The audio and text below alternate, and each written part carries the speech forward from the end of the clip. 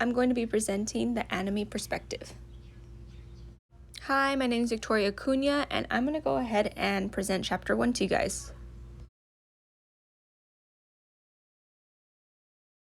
At the end of this presentation, I'm going to add a YouTube link where you can watch a video that explains it a little bit better than I can. The concept of anime was introduced by Emil Durkheim to represent a state of normlessness.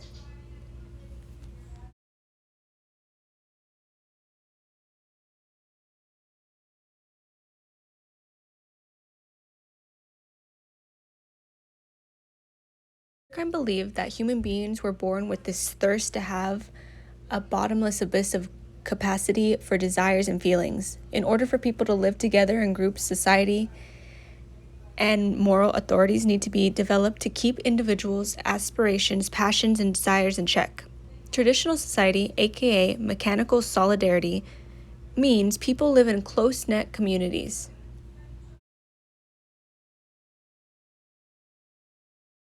Some examples would be church, markets, stores. The results: children grow up in a direct contact with people around them. People receive concrete and clear directions and guidance in their everyday thoughts and behaviors. Anomaly rarely occurs, but when it does, it only appears as a random, accidental, temporal, isolated, or group-specific event. In a contemporary society, people live increasing distance from one another, as well from its state, which means religion has lost most of its power. The government, instead of regulating economic life, becomes its tool. Industry becomes the supreme end of individuals and societies alike. The rise of free of any limiting authority.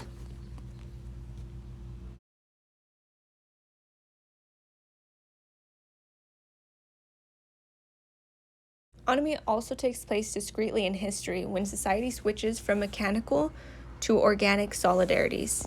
As the old value system breaks down and the new moral doctrines scramble to emerge, leads to people experiencing disruption, contradiction, loss of direction, and frustration in their thoughts and actions.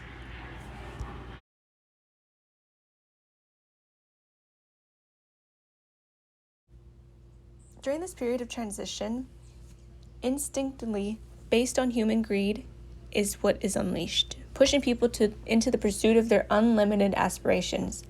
Anomaly is the historically characteristic show-off, which signifies not only confusion, helplessness, strain, but also ambition, manipulation, and pleasure on the part of individuals.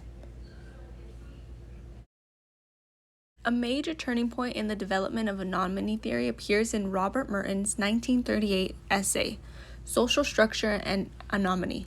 That analyzed social experience of 20th century America.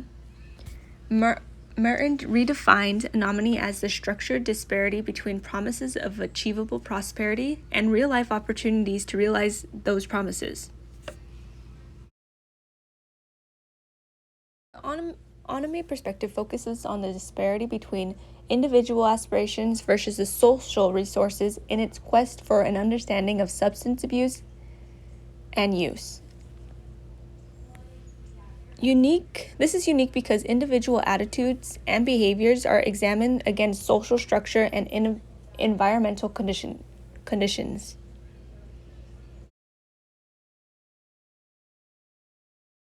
Society is this resource power status differential structure, where different positions in social hierarchy, which some lead, some follow, some live in influence, some fall under poverty, some enjoy, some suffer.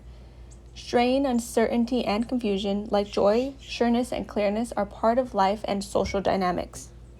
However, substance enters the picture as seduction, temptation, aid, companion, or scapegoat.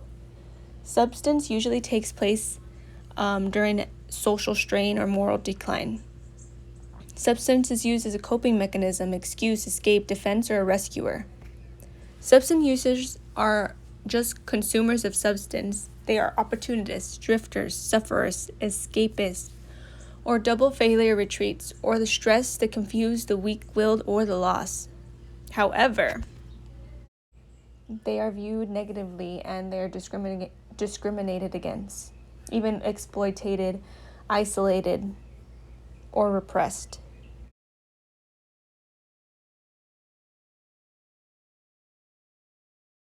So the fact that we have a society at all is kind of amazing. Think about it.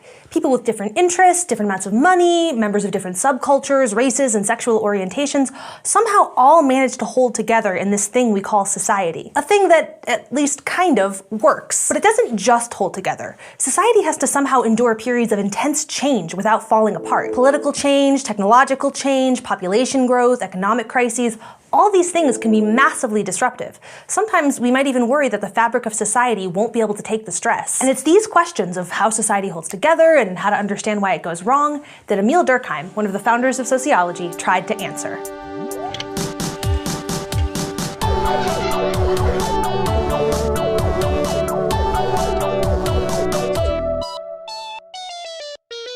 You know who knows a thing or two about social disruptions? France. Emile Durkheim lived in France from 1858 to 1917, which means that he lived almost his entire life under France's Third Republic, founded in 1871. But despite being the Third Republic, it was the first stable republic in France's history. Between 1800 and 1871, France was governed by 2 republics, 2 monarchies, and 2 empires. But the turmoil wasn't just political. France was also dealing with major economic, technological, and cultural changes as industrialization took hold and the traditional authority of the Catholic Church weakened. Given all this, it should be no surprise that Durkheim was concerned with the question of what kept societies together so that he could make sure that his didn't fall apart again. And this was the task of sociology as he understood it. Sociology was to be a truly scientific study of society. With it, we could understand its normal and abnormal functioning, we could diagnose how it was changing, and we could deal with the consequences. To Durkheim, sociology was to society what biology and medicine were to the human body. He actually thought of society as a kind of organism, made up of different parts which all had to function well together in order for that organism to be healthy. This basic understanding of society in terms of structures that fit together and which function either well or poorly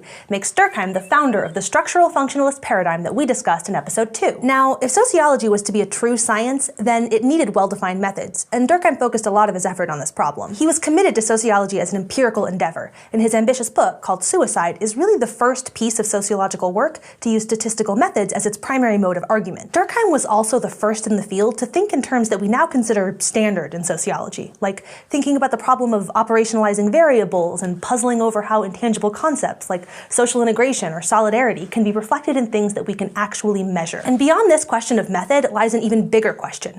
If sociology is a science, then what does it study? Durkheim thought that any science needed a well-defined object of study, and the object for Durkheim was the social fact. In his book, Rules of Sociological Method, he defines social facts as consisting of manners of acting, thinking, and feeling external to the individual, which are invested with a coercive power, by virtue of which they exercise control over him. Okay, there are 3 things to highlight in this definition. First is the fact that it's really broad. Social facts include everything from political systems to beliefs about right and wrong, to suicide rates, to holiday celebrations and architectural styles. Second, notice that social facts are external to the individual. This might seem a little confusing. I mean, how can a way of thinking be external to a person? But what Durkheim means here is that social facts have a life outside of you or me. For instance, if you give gifts at Christmas, think for a second about why. That's not something that you came up with on your own. Giving gifts at Christmas wasn't your idea. It's a social fact with an existence that's external to you. If you don't celebrate Christmas, the strength of Christmas as a social fact in the US means you've probably already experienced the third thing that I want to highlight. The idea that social facts are powerful and coercive, and they can make you do things you otherwise wouldn't. Don't believe me? Let's go to the thought bubble. Imagine a hypothetical family at a hypothetical Christmas. None of them want gifts, and all of them have better things to do than spend money buying gifts for anyone else. In fact, none of them are even that committed to celebrating Christmas at all. And yet, come Christmas morning, there's a pile of presents under the tree. And there's a tree there in the first place. Why? Well, maybe no one was willing to say that they didn't want a gift, or maybe they all said that, but they each bought gifts anyway because they were afraid that the others would too. The point is, the specific explanation for the behavior in this family doesn't really matter. What's important is that we can see here the power of a social fact, even in a situation where no one directly involved believes in it. If that's not an external coercive power, I don't know what is. But this doesn't just happen with gift giving at Christmas. Social facts include all kinds of things. They help dictate how you interact with your neighbors and how you relate to society. Social facts and their coercive power represent a form of social cohesion, which points us back to our original question: how societies hold together and how they can go wrong. Thanks, Thought Bubble. Durkheim's answer to the question of social cohesion is what he called the common or collective consciousness. The common consciousness is basically the collection of all the beliefs, morals, and ideas that are the social facts in a given society. And like with gift giving at Christmas, these beliefs aren't necessarily held by everyone. They're just the beliefs that hold coercive power. They're the ideas that people give life to in their interactions with one another. So common consciousness holds a society together, but what are the problems? What is social dysfunction? For Durkheim, if society is an organism, then dysfunction must be thought of as a disease. Now, you might think that something like crime would be a social dysfunction, but by Durkheim's thinking, crime can't be a disease because every society has it, so you might not like crime, but some amount of crime is normal. In the same way, you might wish you didn't have to sleep, but that doesn't make sleeping a disease. It's just a normal part of the way the human body works. And just like sleep, Durkheim argued that crime serves a purpose. For example, he said that crime helps strengthen the common consciousness. To him, crime and punishment were a kind of public lesson in right and wrong. When someone is judged and punished, that shows us both society's morals and how strong those morals are. Crime can also point to possible changes in the common consciousness. When Rosa Parks refused to give up her seat and moved to the back of the bus, she committed a crime, but her crime set off a citywide bus boycott that resulted in the law being struck down. So crime in and of itself isn't necessarily a dysfunction, but just like how sleeping 18 hours a day every day might be a sign of disease, if the level of crime in society becomes excessive, it would eventually stop serving these functions, and the society could no longer function normally. And that's what social dysfunction is for Durkheim, something that impedes the normal functioning of society. Since Durkheim is a structural functionalist, social dysfunctions always have larger structural causes. They're created by some underlying problem with the social organism. Durkheim applied this idea in his famous book on suicide. Now, it might be strange to think of suicide as social at all, but Durkheim argued that there was actually a very strong link between societal structure and people taking their own lives. And he found this link in a dysfunctional aspect of his society, namely in a lack of social integration. When Durkheim looked at the statistics on suicide in Europe over the 19th century, he saw a massive increase, one that coincided with the shift from traditional to modern society. Durkheim argued that traditional societies, like those of feudal Europe, were highly socially integrated. People knew their place in society, what that place meant, and how they related to other people. But modern society, over the preceding century, had suffered from a loss of social integration. The decreasing importance of religion and of other traditional ways of thinking resulted in a smaller, weaker common consciousness and a less intense communal life. As a result, people were less strongly bound to their society. They didn't necessarily feel they had a place in it and couldn't understand how they fit. This, Durkheim argued, resulted in a dramatically increased suicide rate. Now, suicide is certainly a personal act motivated by personal feelings or psychological conditions, but Durkheim showed how these personal feelings were not purely personal, and that they were influenced by the structure of society. In this case, he argued that the values holding society together were being pulled apart, and so people lost their sense of place. Feelings of isolation or meaninglessness could be traced back to large social changes. And Durkheim, in diagnosing the problem, believed he had a solution. If a high suicide rate was a disease, Durkheim's prescription was to strengthen social organizations, especially those based around the workplace, because that's where people were spending more and more of their time. He figured that these organizations, sort of like workers' guilds, could help provide people with that sense of place that they were lacking. Now, many sociologists today see that Durkheim's work on suicide was undermined by the poor quality of statistics at the time. But still, he used those statistics in new ways as evidence and tests for theories of society, and you can see in his research how Durkheim tried to answer big questions. Society is composed of social facts and bound together by common consciousness. This normal functioning can evolve, but it can also be disrupted by rapid change. And that, Durkheim believed, is where sociology steps in. By studying society scientifically and understanding social facts, sociologists can diagnose the disease and prescribe the cure. Today you learned about Emile Durkheim and some of his major ideas. We talked about social facts and how he framed sociology as a science. We introduced the idea of common consciousness and tried to understand how it binds society together. And we looked at suicide as an example of how Durkheim applied his concepts to a specific social problem. But there are lots of other ways to understand the purpose of sociology, and we'll see a very different understanding next week as we continue our whirlwind tour of the founding theorists with a look at Karl Marx. Crash Course Sociology is filmed